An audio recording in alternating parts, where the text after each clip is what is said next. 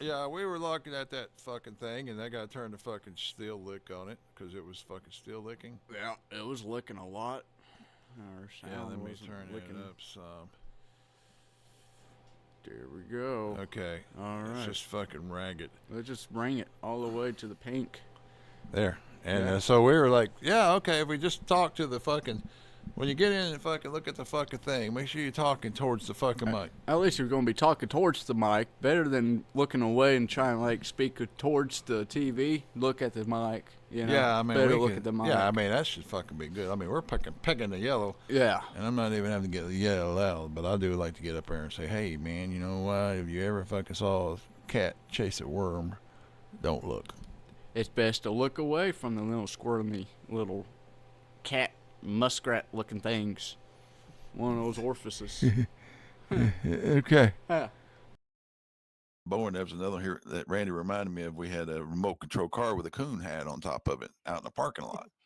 So, I mean, if you want to have some entertainment, take a little remote control, put a coon hat on top of it, and just someone's walking to the car, chase them. It's funner than crap chasing people with a raccoon. I'm telling you. That's what I'm going to. One year I put Matt in a cooler, and he had a little red horn, Yep. and he could fit in it perfect because he was a little teeny dude. And And a people, black gown, all you see is yeah, my yeah. face. And so someone to show up at the party, and I said, go over and get you something to drink. There's a whole cooler full of drinks right there. Bobby, he popped them all, and they'd open that thing, and he would. He had a mask on. They scared me. I remember my finger. I remember a couple of them. My finger was on it, and they opened it up. They scared me. I was like, "Oh crap!" I honked the horn. And then one year, I made this. I took one of them big round. It was about 5-6 inch cardboard tube, big dude, and I made it look like a rocket. Put a tip on it and legs and a long fuse, and it was fake, but no one knew it. So I put it out in the yard and I said, everybody, we're getting ready to shoot this off. So everybody come and they started hanging around the fire and everybody's like, cool. And so what I did was I lit that fuse, but on purpose, I accidentally knocked it over towards them. And of course I hauled and everybody hit the house, hit the walls and everything else. But that was one of the best practical jokes because no one was in on it. Everybody thought it was a real rocket. And then I took off running and just knocked it over. And, but yeah, like I said, don't get us into pranking because I just thought of another one. One time I worked at Boeing and that we had this guy, he's doing the parts department. He's sitting there and he's going through these boxes. He's doing his inspection. I've had this big giant rubber snake and I had no idea this dude was scared to death of snakes. And I put it in a box that he was going to open because it was parts and he was going to inspect them. And he opened it and I saw him and he got up.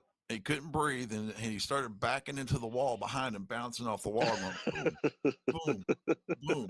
And I was praying. I was like, breathe, breathe, breathe. I was like, oh my God, I'm going to kill him, and I'm going to lose my job.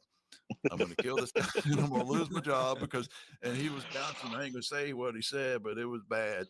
He did finally start breathing and start cussing like a sailor. But he told me later, man, he's extremely scared of snakes. And I was like, dude, I know it because you can't even buy the rubber snakes no more. You know the good ones. One year I put Matt in a cooler and he had a little red horn and he could fit in it perfect because he was a little teeny dude.